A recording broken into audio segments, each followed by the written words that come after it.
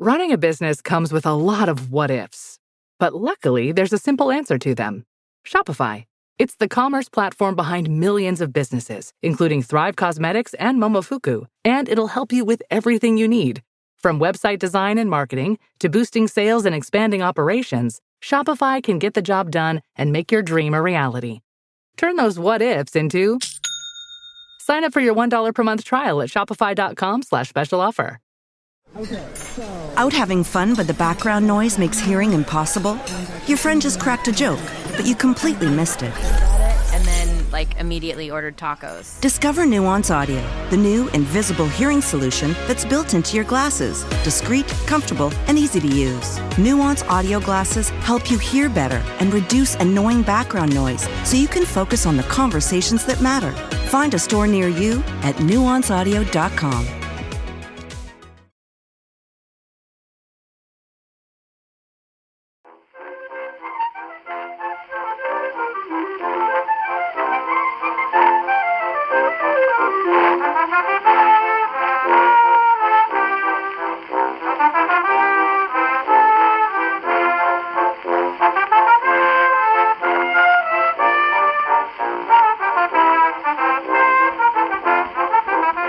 Sean, have you seen West Side Story yet? I have not. I'm so far out of the film critic game that I actually have to pay and queue up. That's not like the old days. No, it's not. You saw everything, man. The only thing I got to see, Last Night in Soho, which is insanely great and features our collaboration in the opening sequence when the Tasman Mackenzie character is dancing around her home in Cornwall. She has on her nightstand a copy of Ready, Steady, Go, our book. No way. That's a book that you wrote that I edited that we took as long as we could over because we so enjoyed doing it. It basically involved... Do you remember, Sean? We drove up to Cliveden. Yes. Because you wanted to get as close as you could to where Profumo things had happened.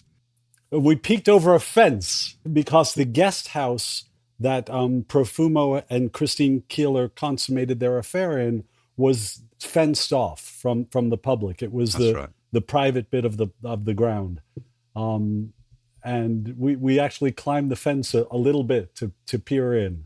Like the rebels we were, but that was the 90s. Anything went then. But do you remember we went for a full English... Sean is a great Anglophile, and we went for a full English breakfast either before or that or after. And Sean, we still talk about an element of that full English breakfast, I know what this which is that on it. I love taking Americans for full English breakfast, and Sean didn't disappoint. We sat down, he was looking at the menu and he went, okay, you got eggs, you got bacon, and he looked, I could see the look on his face, and it went, you've got fried bread, right? And we were like, yeah, fried bread. And he went, what, is that just bread that's been fried? And it had never occurred to me before that that's what fried bread was. Fried bread was this thing, but it was seeing it through your eyes. I realized, oh my God, that's just bread. What's lying around that I could just fling into the pan? Oh yeah, biscuits or bread or something. It is, how can we take this neutral food and enrich our cardiologist? Is it just not a thing in America? No, we have, we'll dip bread in an egg wash and fry it and call it French toast. So it's basically a fried egg around bread, but there is a Native American dish called fry bread, which is a thing that I only became acquainted with, living in the Northwest, and that's a whole culture, and it's sort of like tacos or pasta to it, to the various ethnic groups that produce it, but it's not the same thing as y'all's fry bread. Although, and this touches on what will be the subject of our main discussion, because fry bread isn't really a Native American thing. It's a U.S. government thing. And when we come to talking about that aspect of Deadwood, we may touch on that. This is so good. Nikki, I reckon you've got some, no pun intended, fried gold there that you could build a short section out of. But we've warmed up though, right? We've warmed up, so that's good.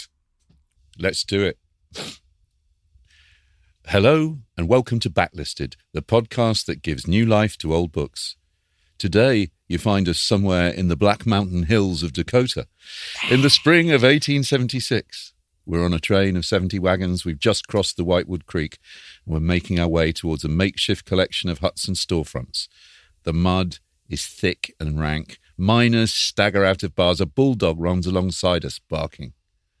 I'm John Mitchinson, the publisher of Unbound, the platform where readers crowdfund books they really want to read. And I'm Andy Miller, author of The Year of Reading Dangerously. And we're joined today by two guests, Sean Levy in his Backlisted debut, and Erica Wagner, who has been on arguably, that's right, 4 previous episodes, talking about Alan Garner, Randall Jarrell, Dennis Johnson, and Antonia White. And she also featured on the recent Backlisted special on Alan Garner's new novel, Treacle Walker. Hello, Erica. Hello, Sean. Hello, Andy. Hello, John. And hello, Sean.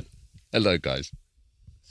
Erica, it's been weeks since I've listened to you on an episode of Backlisted. Absolutely. And I want to say I'm still in recovery, actually, from learning that it's Randall Jarrell. It's never ceased to shock me.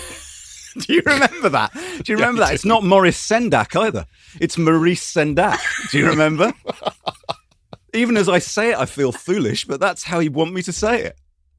Sean Levy is the author of 11 books, including the bestsellers Rat Pack Confidential, Paul Newman Alive, and The Castle on Sunset. His 2016 book, Dolce Vita Confidential, was named Sunday Times Stage and Screen Book of the Year and a Book of the Year by The Spectator and the Irish Examiner. His most recent work is A Year in the Life of Death, poems inspired by the obituary pages of the New York Times, which I'm going to ask you about in a minute because I absolutely love that, Sean. Congratulations on that book. It's wonderful. And that book we followed in... You write books, man. You don't just sit around like I do saying you're about to write one. You actually write them. You've got another book out in the spring, In on the Joke, the original Queens of Stand-Up Comedy. And he's also currently beginning work on a biography of Clint Eastwood.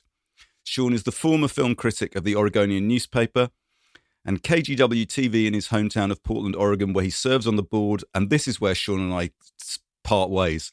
Operation Pitch Invasion, a not-for-profit group that builds, restores and maintains soccer fields and futsal courts in public parks and schoolyards. So you are very sporting, Sean Levy, and yet you and I have managed to sustain a friendship over many years. How have we done it? I don't know. I brought you to a premiership match at Loftus Road, and you didn't even know it was a premiership match. That's absolutely true. If anyone needed further proof of my bona fides as a non-sporting person, an American man took me to a premiership football match. Sean, this book, A Year in the Life of Death, how long were you working on that? Approximately 5 years. I had the idea to write poems inspired by a prompt somewhere in the obituary pages of the New York Times every day for a year. And it turned out to be this cataclysmic year, 2016, when we lost David Bowie and Prince and Merle Haggard and Leonard Cohen. And in 2 weeks, Arnold Palmer, Gordie Howe, and Muhammad Ali, and Nancy Reagan and John Glenn and Fidel Castro and Carrie Fisher and Debbie Reynolds. It was madness. But when you read the obit pages, you also come across obscure figures like the fellow who put the @ sign in your email address, and a guy in Long Island who took the weather 3 times a day for 85 years and sent a report to the National Weather Service. So the book, and it became very personal too. There were a couple of people who I knew who died that year, the novelist Catherine Dunn among them. There were people who meant things to me personally, to my parents. So it wound up being something very different from what it began as. And so it's sort of your first piece of work as a poet, and it's also obviously there's an emotional connection whether you knew the people or not. But was it also like a journalistic? Did you develop an appreciation for the obituary writers of the New York Times? Have you ever done that as a journalist?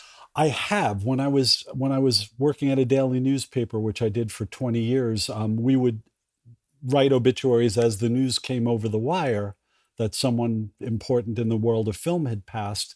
But we also banked obituaries in advance. It became clear that Paul Newman, Marlon Brando, Elizabeth Taylor, these people were going to die. So we wanted a major story prepared in advance, and just a few details could be left for the day of the news to be filled in: age, place of death, cause of death, etc. But their achievements were more or less complete at the time I wrote about them. Well, I loved the book. Thank you. I think I like every time a friend gives you poetry, you're nervous. But fortunately, it's absolutely terrific. So thank you for writing it, and thank you for giving me the pleasure of reading it as well. We're also joined today by Erica Wagner. Erica's latest book is Chief Engineer, Washington Roebling, the Man Who Built the Brooklyn Bridge, published by Bloomsbury. She received the Eccles Center and Hay Festival Writers Award in 2014 when that book was a work in progress.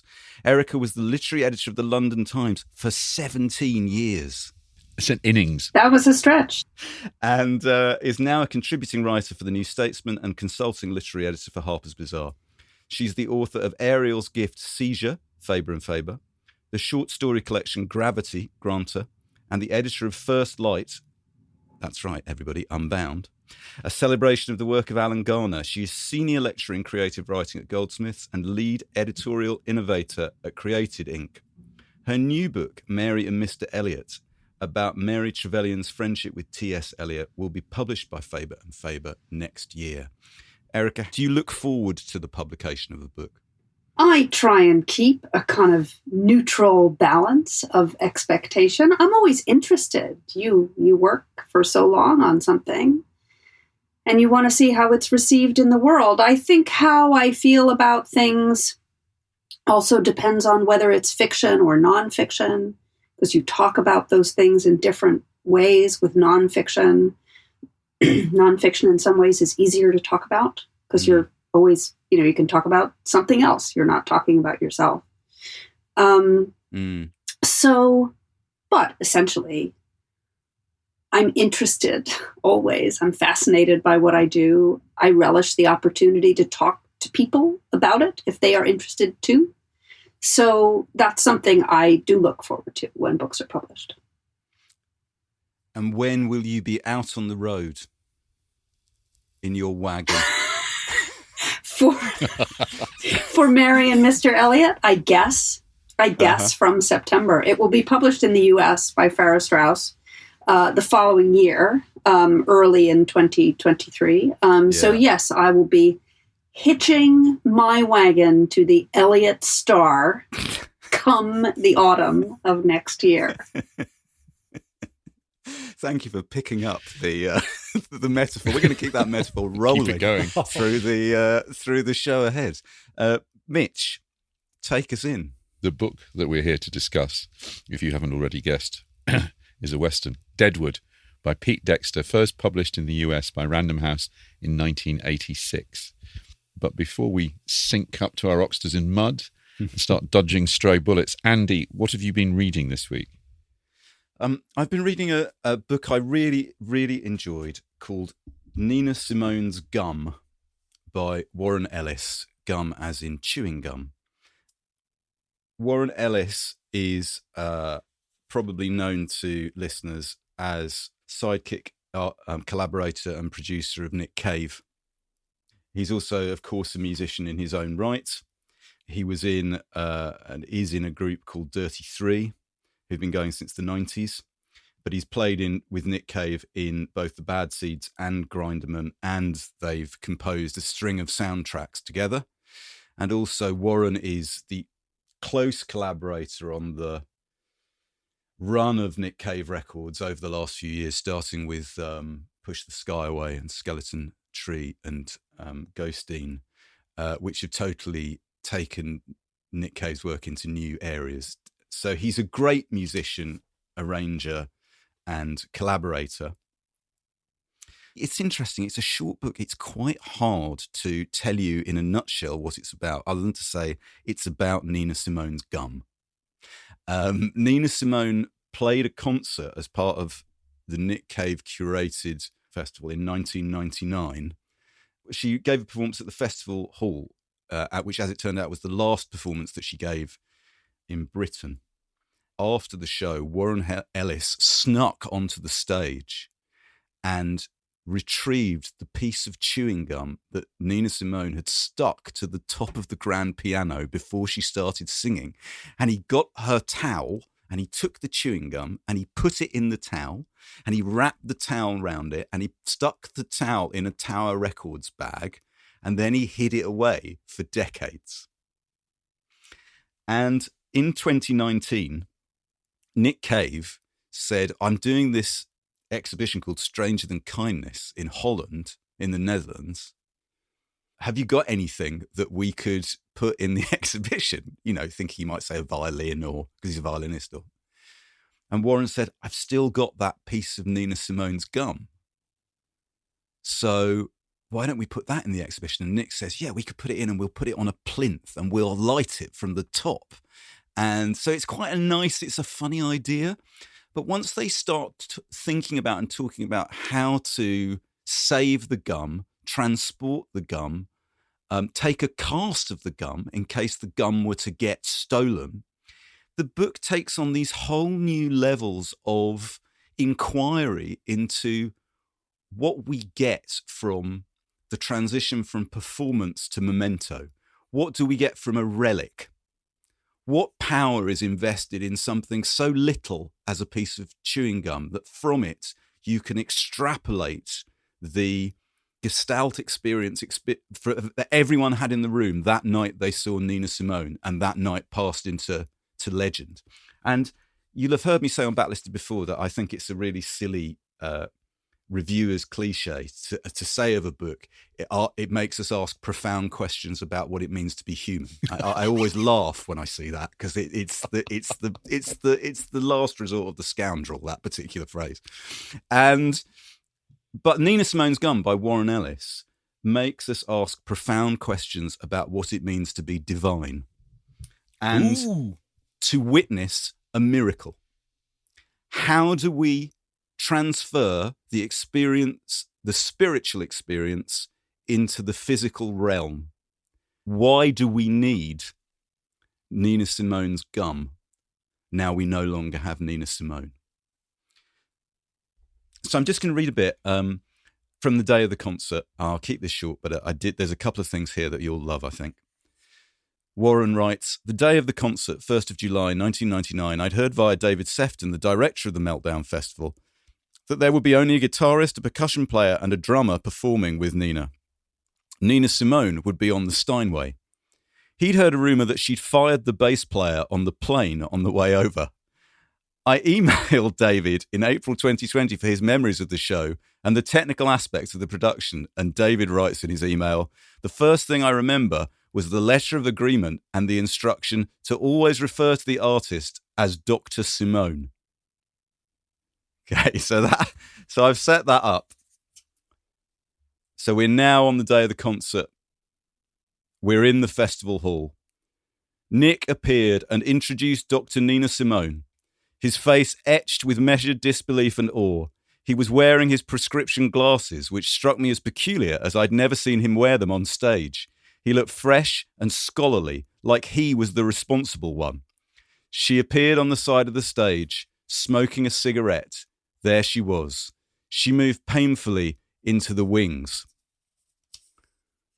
And then, with great difficulty, she walked to the front of the stage and she just put her clenched fist up in the air and just went, yeah, just like that.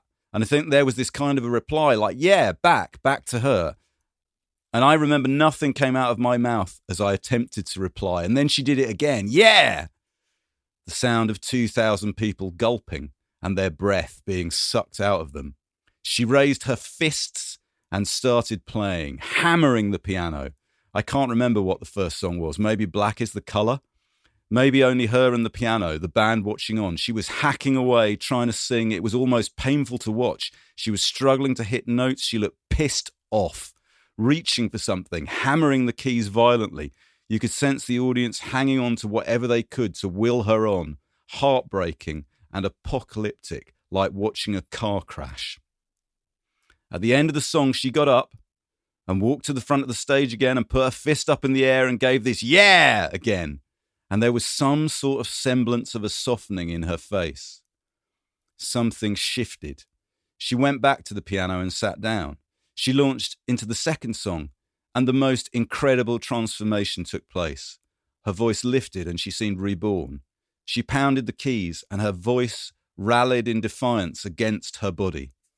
You could see her acknowledging the audience's screams and adulation. You could see her absorb it, fueled by it, tapping into the genius that had defined her all her life. A total transformation and transcendence beyond the physical kind of problems she was having. Shed of those problems, some inner force taking over, summoning herself to her own rescue. Dr. Nina Simone. That sounds brilliant. Sounds brilliant. I thought it would be fun, and actually I found it very moving and stimulating, and it took me to all sorts of places I wasn't expecting. So that's Nina Simone's Gum by Warren Ellis, and that's out now from Faber and Faber. John, what have you been reading? I've been reading a memoir, an account of an account of a walk on some level, but it's much more than that. It's called The Electricity of Every Living Thing by Catherine May. And I suppose it came out of my reading the work I've been doing, looking at the brain and in particular the whole neurodiversity thing, which I've become kind of fascinated in discovering people who are neurodiverse writing about their experiences directly rather than sort of being a collection of pathologies and being written about by somebody else. It's really beautiful, quite difficult to read in places book because it's painful. She's 38. She's got a small child and a husband, and she's decided she wants to do the Southwest Coastal Path, which is, kind of 630 miles. And the idea is she's going to do it. She's going to do 25 miles a month for 18 months, and that the walking it helps her. She's always felt slightly different from other people. She finds that the electricity in the title is really this idea that she feels that people are electric and people's presence is electric, and uncomfortable and difficult people transmit this sort of surge. She finds it difficult being touched. Anyway, she's kind of, a few months into the process, and she hears somebody discussing Asperger's syndrome, and strikes so many different chords, what she's been talked about, particularly the sensual kind of overload idea, that she goes and gets diagnosed and finds out she's on the spectrum, autistic spectrum. Although, in a way, what this book really is about, as I'll read you a little bit in a moment, is that it isn't a spectrum. A spectrum's two-dimensional. She calls it a constellation, I think, which is beautiful. Mm. But the whole point of it really is not me telling you what her life's like. It's about her telling you in her words. And she's a beautiful writer. And this book, people who liked Rainer Winn's Salt Path will kind of, I think, respond to this. It's both brilliant, I think, on what it's like to be neurodiverse in a world that isn't built for neurodiverse people. But it's also just a fantastically, I think, honest account of having a small child, having to deal with a small child when you're neurodiverse, having to try and find a way of making sense of yourself. As she said, passing. She has to pass as a neurotypical person in order to get through her life. Can I just declare an interest that Catherine is a friend of mine, and she lives down the road. So I've met her and that child and can vouch for their existence. And she's good. She's such good news, Catherine. It's so great that this book is being widely read. It's such a good book. I'm going to give you a little bit now. This is Catherine talking from towards the end of the book. There is talk of an epidemic of autism.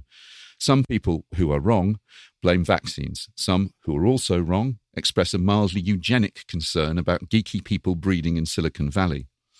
Some blame overdiagnosis by anxious parents who think ASD is the ticket to an educational upgrade. Well, if we will insist on running our education system to the advantage of such a narrow set of people, then we must not be surprised when people find ways to have their children's talents acknowledged.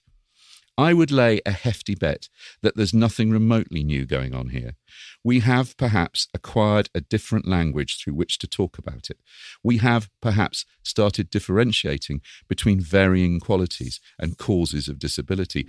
We have even started to glimpse some of the ways in which we can improve lives that were formerly written off. But for me, at my place in a very big spectrum, I think something else is going on. We've always been here, people like me, applying our detailed brains to problems that need precise solutions and noticing things that would lay outside of neurotypical fields of view. We're not an evolutionary accident, but an adaptation. We are not what you think we are. We are useful, valued, loved. We're the scientists and artists, the dreamers and the engineers. We're vital to all of it. We've been pushing it forward and holding it together while the extroverts take all the glory. I despise the modern habit of posthumously diagnosing prominent figures from history with whatever psychological condition is currently piquing our interest. That's why I would never dream of suggesting that my great impossible heroine Jean Rhys, or the belligerent vicar of Morwenstow, or the visionary Samuel Parnham to share any traits with me. But I will unashamedly say that difficult, complicated people can achieve great things if they're allowed to create their own conditions and if they're allowed their time alone by the sea. Perhaps Asperger's syndrome is only meaningful in a certain time and place after all. Our ways of seeing in this world are profoundly contingent on the eras in which they occur. The competing urges for solitude and social contact and the angry frustrations that made Jean Rhys a marked woman would be almost ordinary now, their extreme edges blunted by a society that would have allowed her to be clever and given her a Twitter account on which to share her acerbic thoughts and incoherent rages. Well, maybe, anyway. Meanwhile, I would not have been so strange in a previous era. In a quieter world, a less hurried one, without the whine of mobile phones and the ceaseless electronic drone of voices from the radio and the TV, without the noisy surges of hand dryers and the bleeping of train doors, without the flat plastic unknowable surfaces and the dry air containment of office life, without pulsing lights and the ceaseless sense of personal availability. Without all of these things, I might have been different. Walking would have been part of ordinary life, like learning the names of trees and flowers, and identifying birds by their song. I would have written with ink on soft paper and read in the evenings and heard music only when somebody sat down to play it. I would have seldom encountered the chaotic press of too many bodies in one place, and perhaps my nerves would have been steadier for it. As a woman, of course, there are few points in history where I would have felt the advantages of this great sensory freedom, and so I must content myself with the noisy, demanding present day and be grateful for it. But that is why we need diagnoses like ASD, so that people like me can explore the strange ways that we might fit into this brave new world. It's a lovely book. We are offering listeners 3 absolute copper-bottom, fantastic books today, as far as I'm concerned. I agree. Catherine's book, Nina Simone's Gum, and the book coming up, they're all terrific. So thanks for bringing that one, John. Great. The book chat will continue on the other side of this message. Fellas, you know Degree Cool Rush deodorant, right? Well, last year they changed the formula, and guys were mad about it. One dude even started a petition. So guess what? Degree heard us, admitted they messed up, and brought the original Cool Rush scent back exactly how it was. And it's in Walmart, Target, and other stores now for under $4. So grab some and remember why its cool, crisp, and fresh scent made it the #1 men's antiperspirant for the last decade. Degree Cool Rush is back, and it smells like victory for all of us. Home means something different to everyone. But with Rocket Mortgage, home can mean even more. It can mean a college education, taming your high-interest debt, even a renovation. We've made it easier than ever to use your home equity. That home you worked so hard for, now it can work hard for you. Call 800-4ROCKET or visit rocket.com to find out more. Rocket Mortgage, LLC, licensed in all 50 states, NMLSconsumeraccess.org, number 3030. Oh my God, it's the coolest thing ever. Hey guys, have you heard of Goldbelly? Well, check this out. It's this amazing site where they ship the most iconic, famous foods from restaurants across the country, anywhere nationwide. I've never found a more perfect gift than food. They ship Chicago deep dish pizza, New York bagels, Maine lobster rolls, and even Ina Garten's famous cakes. Seriously. So if you're looking for a gift for the food lover in your life, head to goldbelly.com and get 20% off your first order with promo code GIFT. Sean, you chose this book. We always ask people on Backlisted, where they first encountered it. When did you first encounter Deadwood by Pete Dexter? It seemed to me I had read it many years ago, and then I came across a quote that I had in an exchange of dialogue in one of the later portions of the book that I tweeted as a joke, and I was able to trace the tweet. And it turns out I only read it 2 years ago, but of course in 2021, 2 years ago feels like a lifetime ago.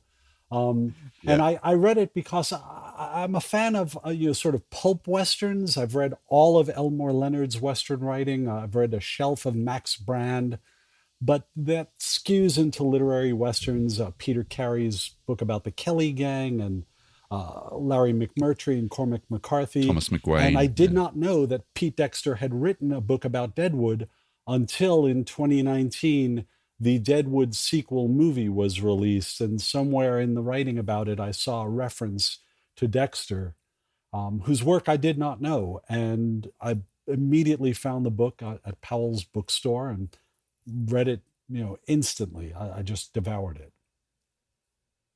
And we just want to say up front here and now, Deadwood the novel is not the same thing as Deadwood the TV show. We are going to talk about the TV show later in the podcast, but we very much want to concentrate on the book first and foremost. And so, Erica, had you read this before? I had, and yet I will briefly mention the TV show because I first found this book after watching the original series. So that was the original 3 seasons. So that was some years ago now. I read it in the kind of mid-2000s. That was when I first encountered it. So this was a reread for me. But like Sean, I'm interested in the pulp / literary Western. I agree about Peter Carey. John and I were talking about a wonderful book called The Collected Works of Billy the Kid by Michael Ondaatje, that I think people who think they know Michael Ondaatje might not expect this book from him. True Grit by Charles Portis. So I've always been interested in this territory. I think it's very interesting, John, that this book was published in the UK, but it came out 7 years after the US edition as a paperback original. I'd never heard of it until I knew we were going to be reading it for Backlisted. Had you come across it before? I don't think I had, and which is odd because I'd read Paris Trout and Brotherly Love back in the day and really enjoyed. There was a launch party in a gym for Brotherly Love in West London, boxing gym. Yeah, it's a boxing book, isn't it? And I like boxing books. And then I sort of lost track of Pete Dexter. He's written a couple of books since, but the one that everybody talked about because it won the National Book Award was Paris Trout. Okay, so let me go to you first, Erica, then. What does Deadwood by Pete Dexter have? What are its particular qualities that distinguish it from other versions of this story or stories like it? I think it has a tremendous kind of ramshackle energy. I really like the way Dexter's gaze is directed kind of here and there and here again, as if you're walking down the main street of Deadwood.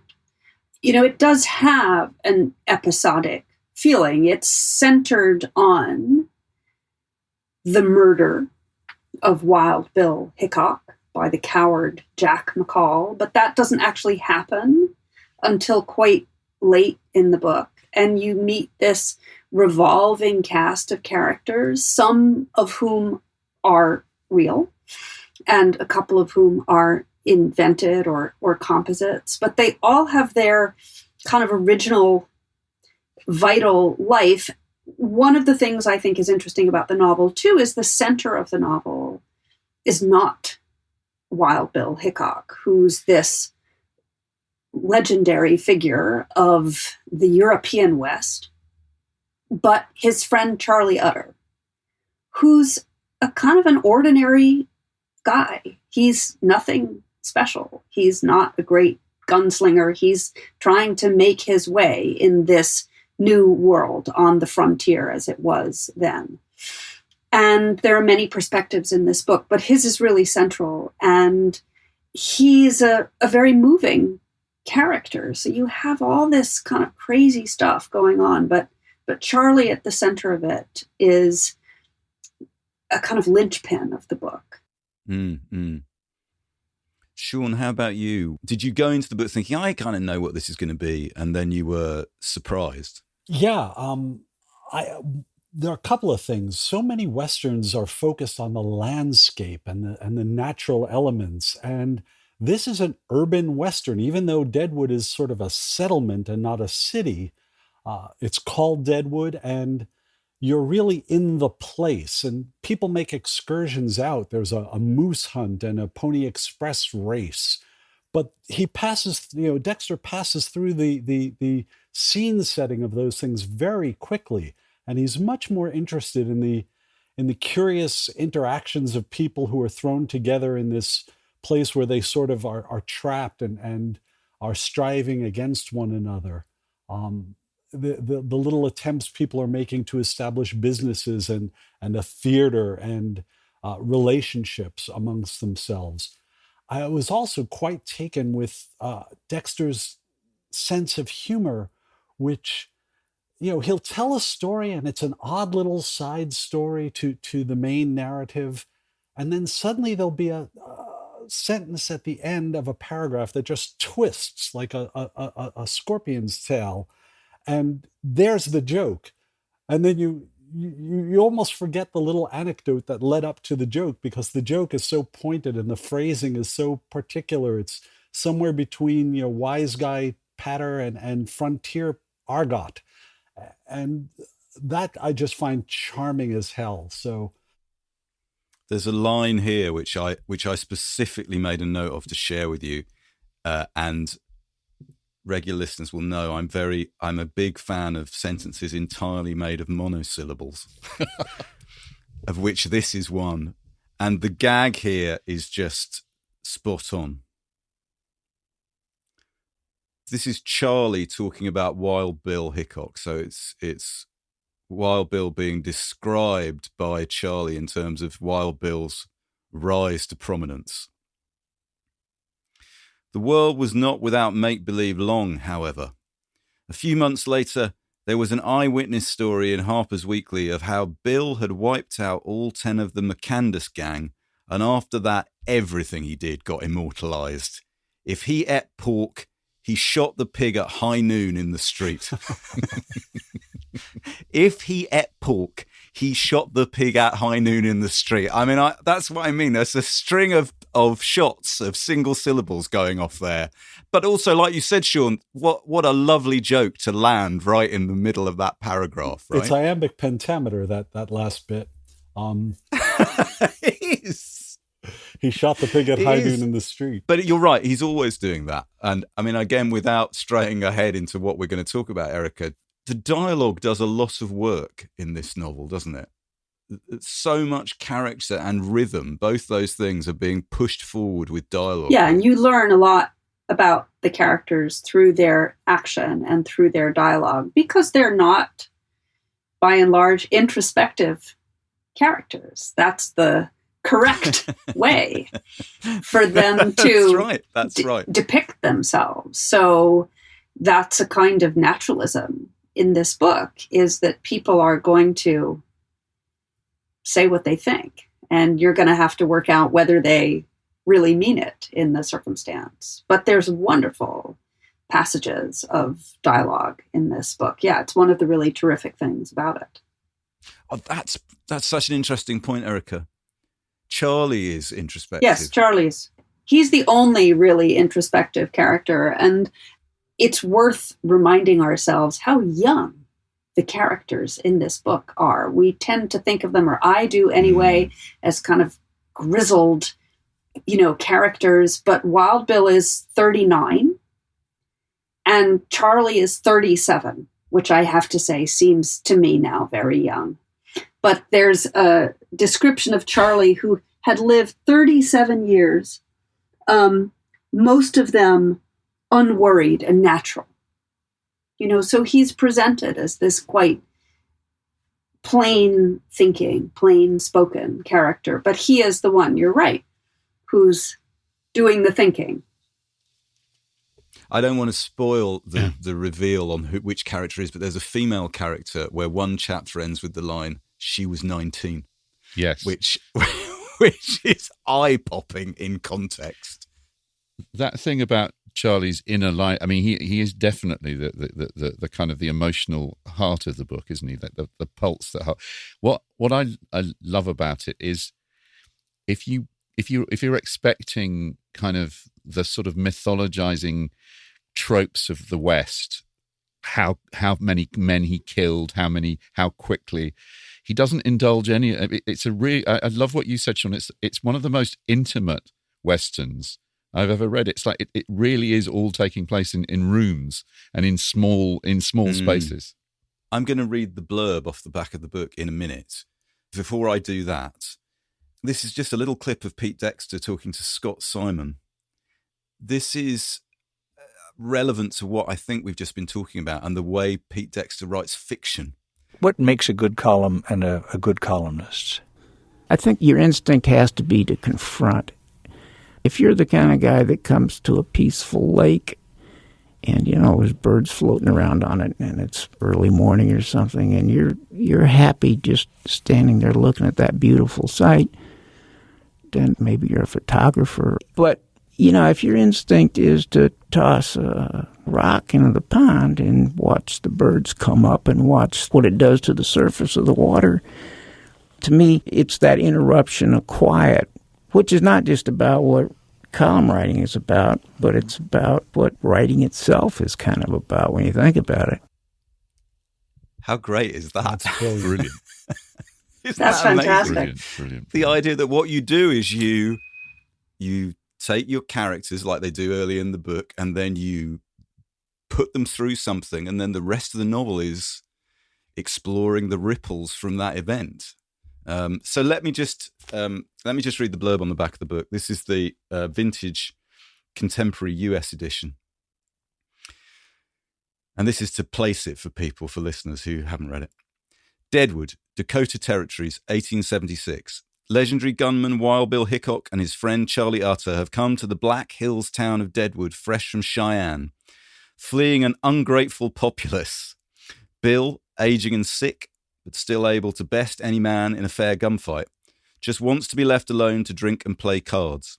But in this town of played-out miners, bounty hunters, upstairs girls, Chinese immigrants, and various other entrepreneurs and miscreants, he finds himself pursued by a vicious sheriff, a perverse whoreman bent on revenge, and a besotted Calamity Jane.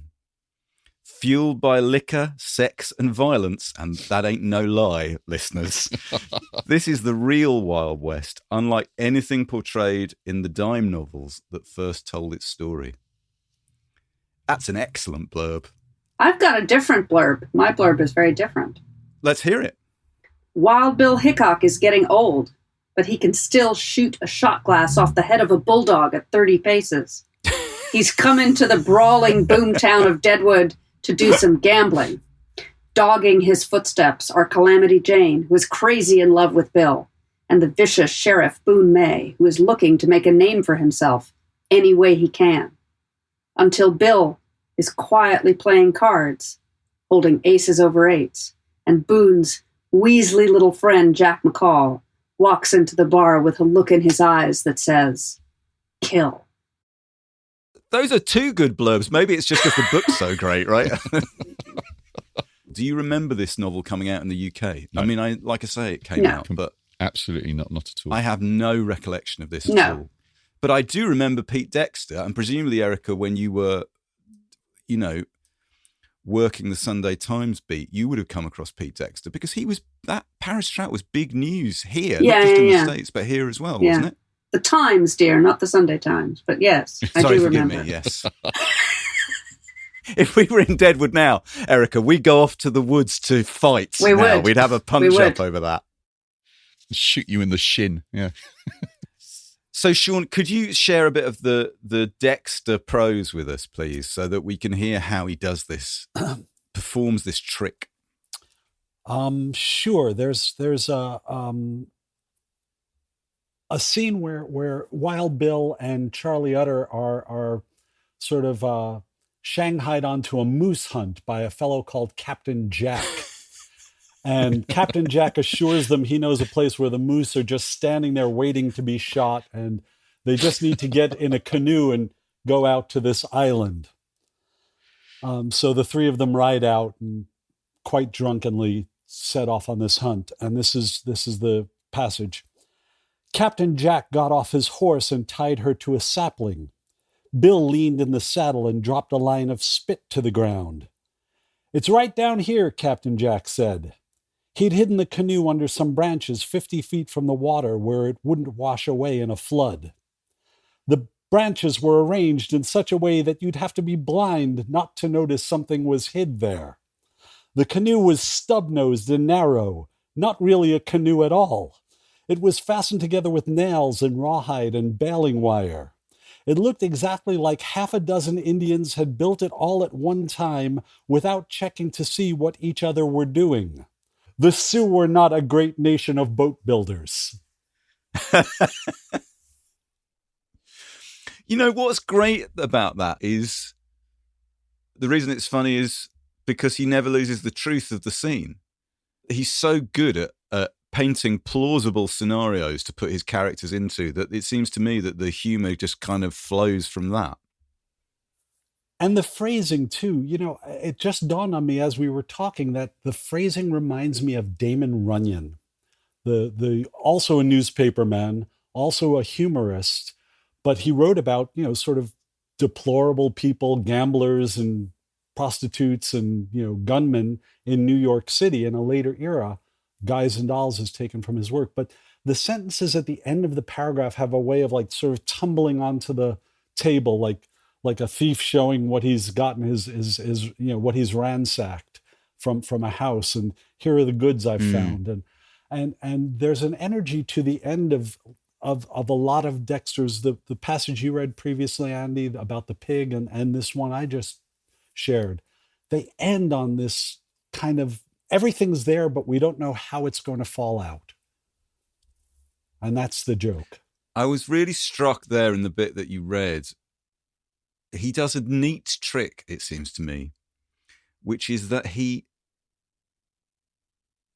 I couldn't swear that characters in 1876 would always talk in the way that some of the characters do. But he protects himself by introducing old-timey language into the prose descriptions, not the dialogue. It's a really interesting and clever way of making it feel. So, in other words, he has the freedom in how the people express themselves to do one thing, but he's making the scenery feel absolutely authentic. Like the use of the word hid, when I said hid there. Hid is a very specific choice of old American word to bolster the otherwise quite snappy dialogue. Yeah, it's the Uncle Charles principle that Hugh Kenner describes in James Joyce, that characters are described by the omniscient narrator in the language that they would use to describe themselves. So the narrator is sort of this voice hovering near them, sort of, you know, stealing their thoughts to describe them. Also, that hid, that's a very good example, because the danger is always, you don't want something to sound antiqued in any way. So you're just trying, as a writer, if you're writing historically in a certain way, and that's what Pete Dexter is doing here, I think, to remind the reader of the flavor of the time. But then, especially in dialogue, you want people to sound as they would sound to each other, which is naturalistic. You know, it's the funny thing of when you go to a movie and set in Russia and everyone is talking in the Russian accent, and you think, but that's not how they would sound to each other, is it? And that's one of the things the dialogue accomplishes here, I think. This is a challenge for all historical fiction, isn't it? How do you make the dialogue sing and feel it's got life in it without sticking? And I think you're right. It's a very existential novel. It's a very psychologically intense novel in that he sets the thing in motion about the killing of Hickok very early on in the book. You know that Bill Hickok's going to be murdered, and you know who he's going to be murdered by. There's no mystery element to this. It's what the murder of Bill Hickok does to all the other characters around him that Dexter's interested in. Yeah. And in the end, I suppose what I'm saying, it's not a historical novel.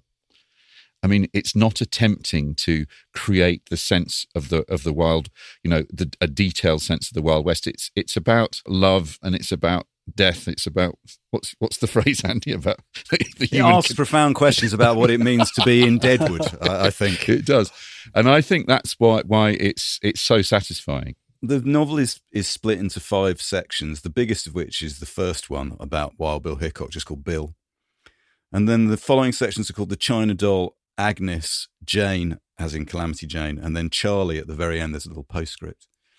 And Erica, I wanted to talk to you about the third section, Agnes, which is about Wild Bill Hickok's wife, or in fact widow, who we meet very briefly.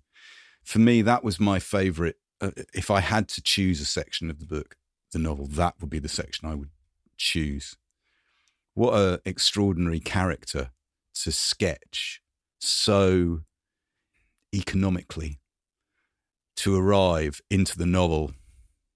All the women in this novel are really extraordinary, and the interactions between them are extraordinary.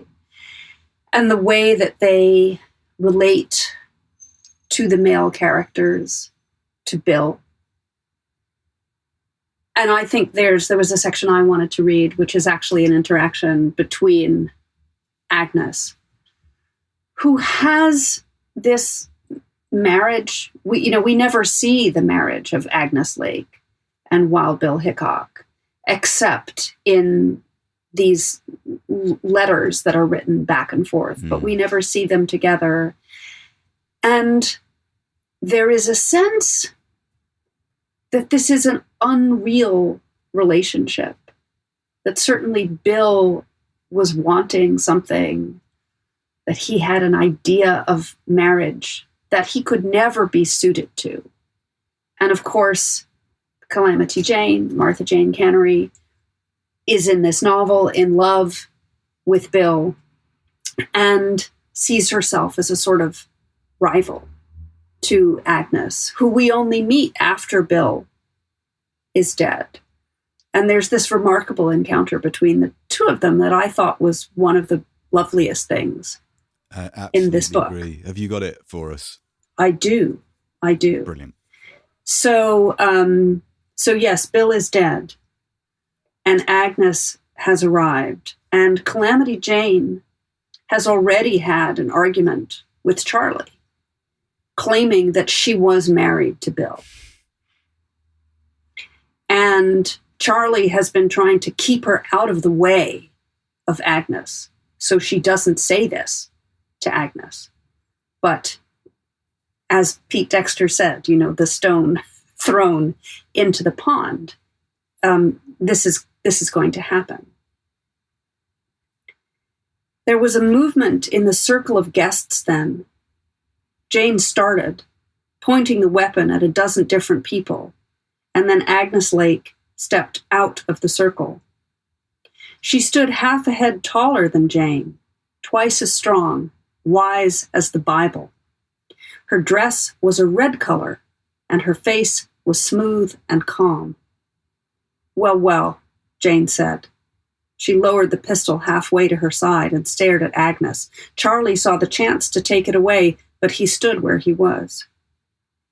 "I heard you claimed you was the wife of Wild Bill Hickok," Jane said. Agnes didn't move or answer. She looked as if she were trying to decide what this was in front of her. Jane looked around the room as if she had just noticed where she was. "I better get some answers," she said to the guests, not to Agnes. "Bill never told me about nobody else." Jane straightened herself as she spoke, trying to match Agnes Lake's height. She put her bottle back in her pocket and pulled the brim of her hat down until it bent the tops of her ears. She brushed at some of the weeds sticking to her coat. Then she considered Agnes Lake again, who still hadn't moved. Jane took a step backward, and someone laughed out loud. She pointed her gun in the direction of the sound, but without an intention to shoot. "I'm Agnes Lake," Agnes said then. Her voice was slow and even. Charlie noted the change that came over her in the presence of violence. It was the opposite of Ms. Langrish's change. "I married Bill Hickok in Cheyenne, Wyoming, in the spring of this year," she said, "and he took me back to my home in St. Louis until he could locate a proper position." Jane shook her head. "Bill would have mentioned it," she said. "He never said a word."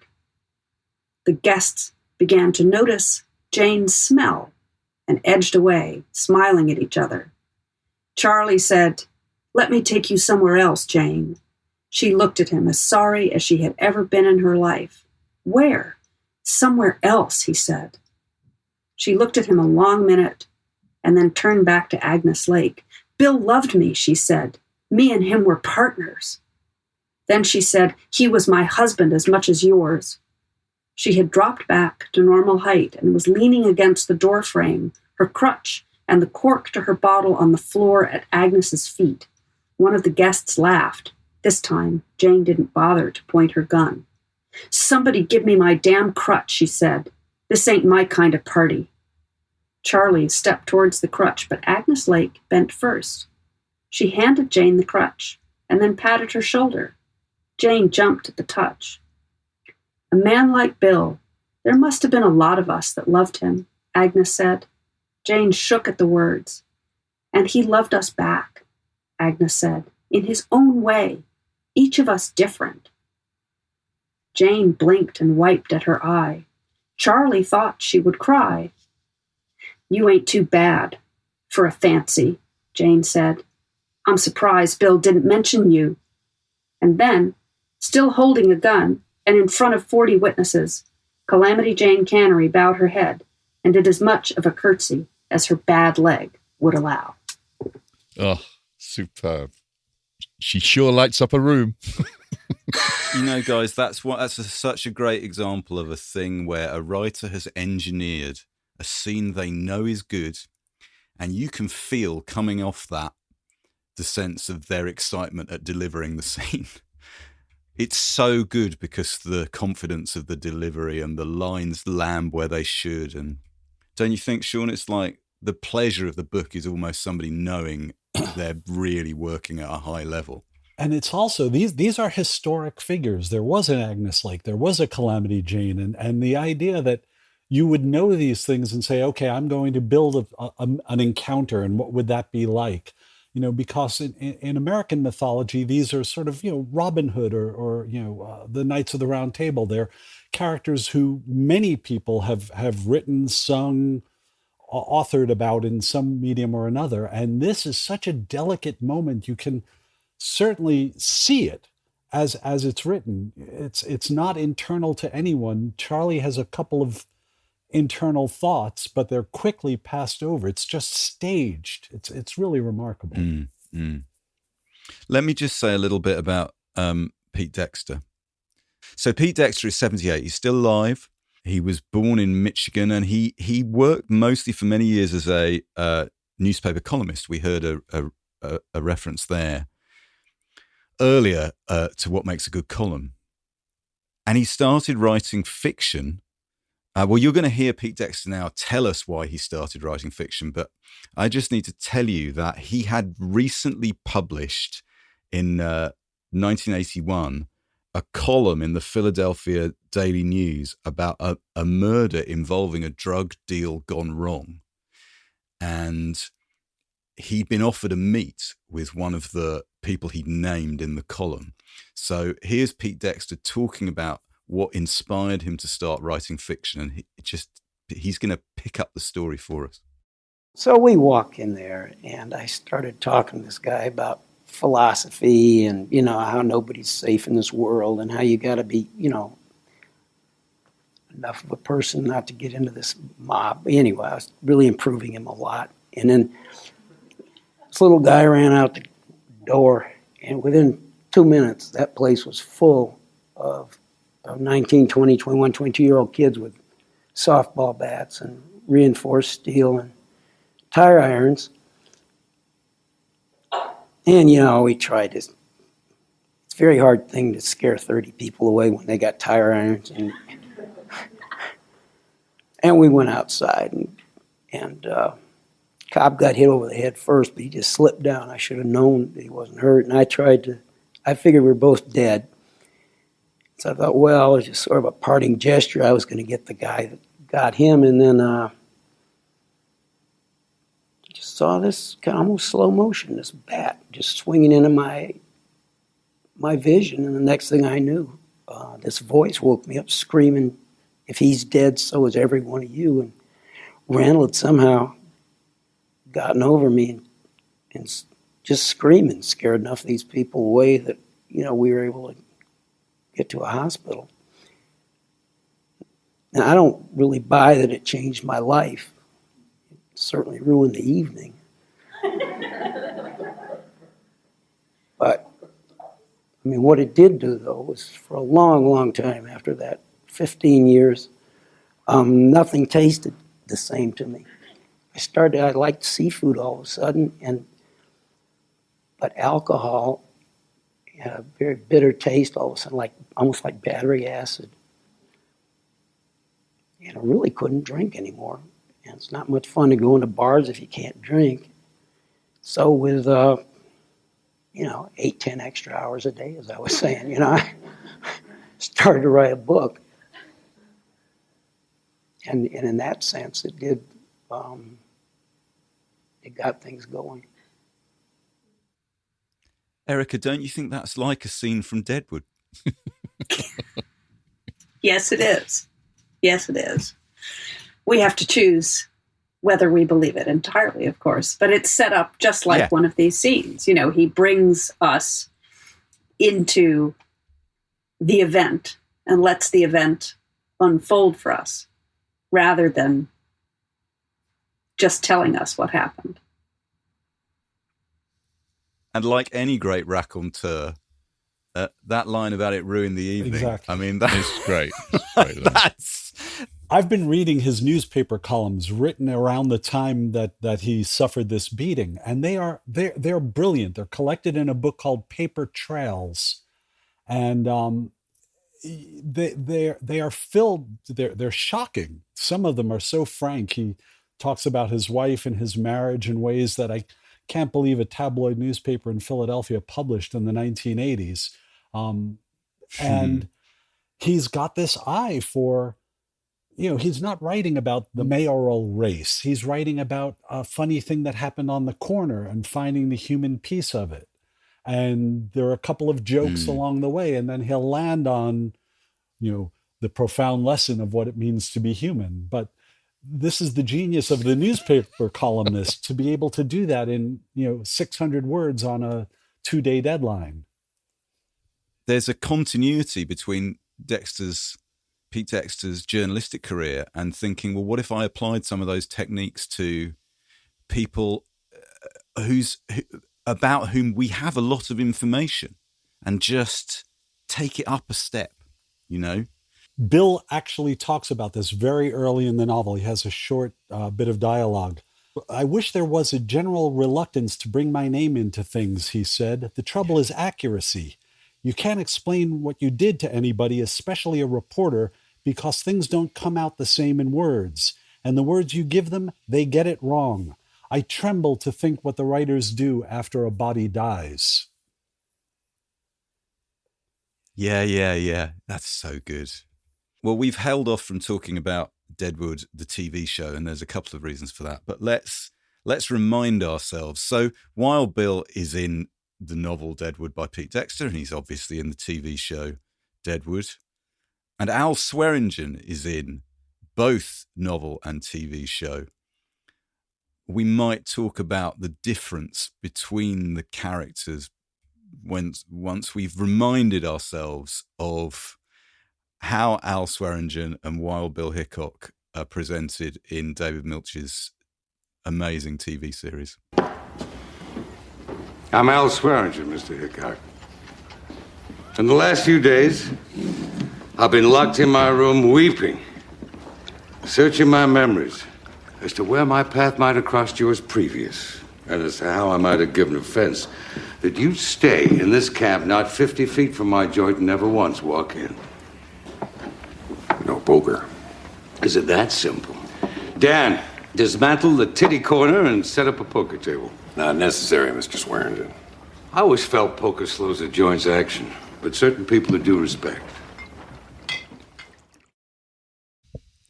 I want listeners to know that I edited that scene quite heavily to make it broadcastable while keeping our clean rating.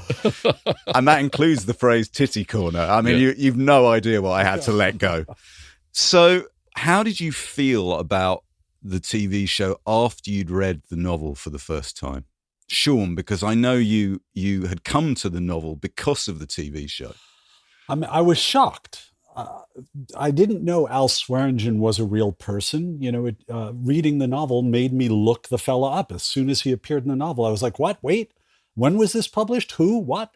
And, you know, I'm racing around the internet trying to say, well, this is real. Solomon Starr, Seth Bullock. There are a number. Merrick, the newspaperman. They're both David Milch and his collaborators and Pete Dexter are drawing from the same historic annals.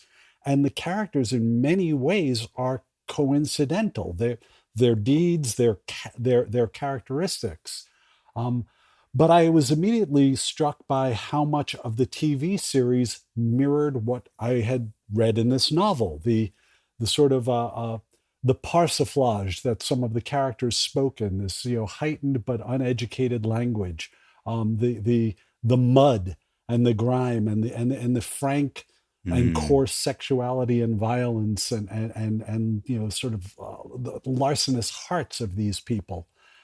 And I share with Pete Dexter the belief. David Milch and company swear that they did not know this book, but I share with Pete Dexter the belief the hell they didn't, because it's just too...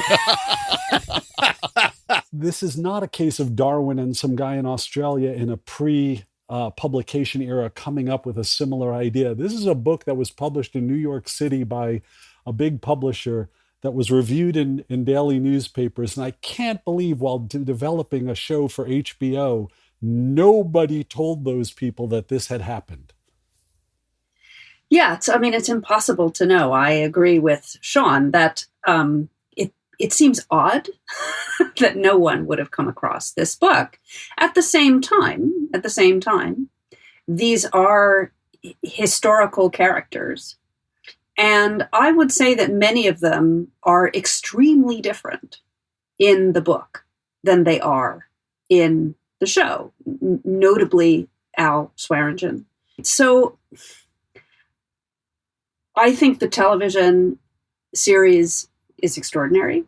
I think it is very distinct from this book, and it has its own life and its very much own rhythms of writing. Both of these works are extremely textural, but I do believe they have very different linguistic textures.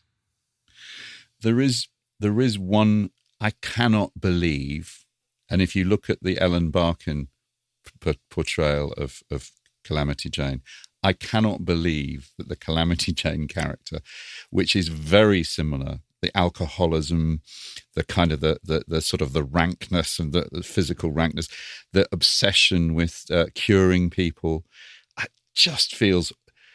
I mean, I went back and looked at the historical kind of background to that. Whoever wrote that Calamity Jane character in the TV show must have read the novel, because I just can't believe that you could get to those two things in, like you say, like Leibniz and Newton. It doesn't feel possible. I was kind of dismayed when I read the novel, because John and I both absolutely love, we've talked on this podcast about how much we love the TV show, right? And initially I was quite dismayed, but I thought, well, Erica, you're right. There is kind of a whole rococo elements to the TV show, particularly in the character of Al Swearingen and some of the extraordinary speeches that he's given and listeners had to learn overnight, which is one of my favourite Deadwood facts, and was always on the money. But I thought it would be fair to hear from Pete what Pete Dexter thinks about this. This is an interview that he gave to Vice in 2009. And the interviewer says, "Did anyone from HBO ever contact you or try to get you involved in that show?" And Dexter says no. And I mean, they obviously stole at least the first scene from the book. The guy who took credit was the producer, some guy named, and the interviewer says, David Milch. Milch, yeah. And there are pieces about him in the New Yorker and stuff. His take was that he wanting to do a Western forever. He had everything available about that area at that time, and yet had somehow missed my novel, which came out over a decade before he started working on the show, which has the same title as the show, and which has the same historical characters as the show, Swearingen, Bullock, Solstar, and so on, though represented very differently as the show. They can say it's all historical, and so it's just a coincidence, but they'd have a hard time explaining the way Charlie Utter is so prominent in their show, because in the history of the West before I wrote about him, he was just a dot. I turned him into a major character of my book, and then they made Charlie exactly the same way I did, only they gave him an English accent so that you wouldn't know they'd stolen it. When the series came out, nobody would do anything. I got hold of a lawyer to find out how much it would cost to sue them, and it was astronomical, and I'm not interested in that.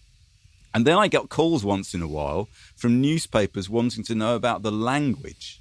And the interviewer says, what, the profanity in the TV series? This is the killer. Yeah, says Pete Dexter. People made a really big deal out of the fact they had cursed a lot. Now, look, the reason they had put mofo in there every other word was because it worked on The Sopranos. But if you said that shit back in the 1870s in the Dakota Territory, you get shot in the head for it. It's like, in other words, the distinguishing trait of the TV show that we all love, Dexter's saying, but you couldn't do that in, I'm a journalist, I'm true to my source, and my source suggests you would never get away with that. And Milch's defense, by the way, is also a very good one. Let's hear it. It's good. Which is that putting in kind of archaic, there's nothing that dates quicker than swearing, and if you put, to carry the emotional charge that you needed for the language, you had to use swear words, cuss words, which were contemporary. So that anachronism is sort of baked into the series, and it's one of the things that is most memorable about the series. Particularly Swearingen. I mean, suddenly Lovejoy appears in the middle of in the middle of the West, and is the most foul-mouthed, perverted, difficult. It's just brilliant bit of casting. I have no idea if American listeners will be familiar with Lovejoy, but it's probably not a fair trade, to be honest with you. That I read this whole book. Yeah. You remember that episode of The Simpsons where they go on a road trip to the ruins of the World's Fair, and at one point they go to see Andy Williams in concert, and there's a tracking shot across the front row of Bart looking incredibly bored and Nelson enraptured, right? I read this whole novel looking like Nelson Muntz. Yeah. I enjoyed it so much. Me too. I've read other books this year, which I've also got a great deal from, but I think of the books we've covered this year, John, I don't know how you feel. I wanted to live in that book forever. I was really sorry when it came to an end. Well, I'm afraid that is all we have time for. Huge thanks to Sean and Erica for inviting us to ride out with them, to Nikki Birch for playing piano in our saloon, and to Unbound for the Smith & Wessons. Partners, you can download all 151 previous episodes. Has anyone said the word partners in a more English way than that? They really haven't. But never. Partners. I will, partners. Thank you. Oh, dear. You can follow links, clips and suggestions for further reading by visiting our website, backlisted.fm. And we're always pleased if you contact us on Twitter and Facebook, and now in sound and pictures on Instagram too. You can also show your love directly by supporting our Patreon at patreon.com/backlisted. We aim to survive without paid-for advertising. Your generosity helps us to do that. All patrons get to hear Backlisted episodes early, and for less than a quart of rye at the gem, Lock listeners get 2 extra Lock Listeds a month. Our own rootin' tootin' all-night speakeasy where we play music, sing show tunes, watch magic lantern slideshows and discuss the books we've been enjoying. So I'm going to ask both our guests as now is traditional. Erica, is there anything you would like to say? Was there anything you want to put on the record about Deadwood by Pete Dexter before we say goodnight?